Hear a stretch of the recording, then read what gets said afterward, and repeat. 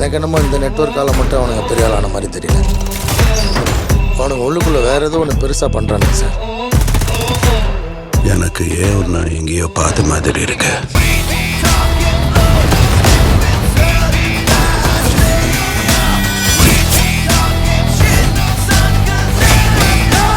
தேவா பத்தி தெரிஞ்சிருந்தோ என்கிட்டயே விளையாடி இருக்க.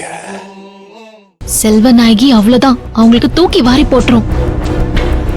வேற வழியே இல்லாம அவங்க 2 பேருக்கும் கல்யாணம் பண்ணி வச்சிருவாங்க.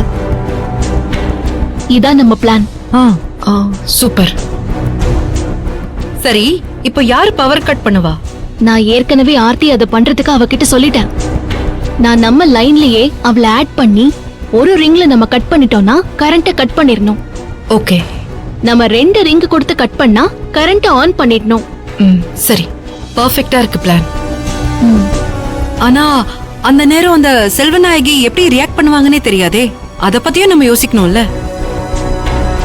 ஏன்னா நம்மளோட ஸ்ட்ராட்டஜியை விட நம்மளை எதிர்க்கிறவங்களோட ஸ்ட்ராட்டஜியை தான் முக்கியமா பார்க்கணும்.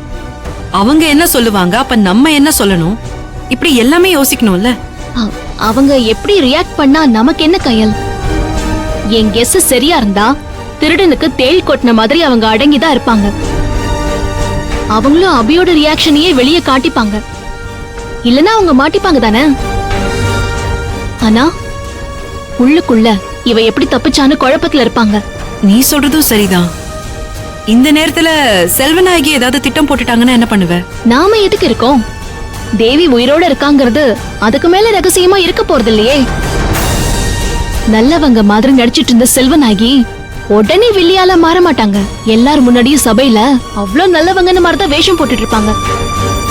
அந்த கேப்ப தான் நாம புத்திசாலித்தனமா யூஸ் பண்ணிக்கணும்.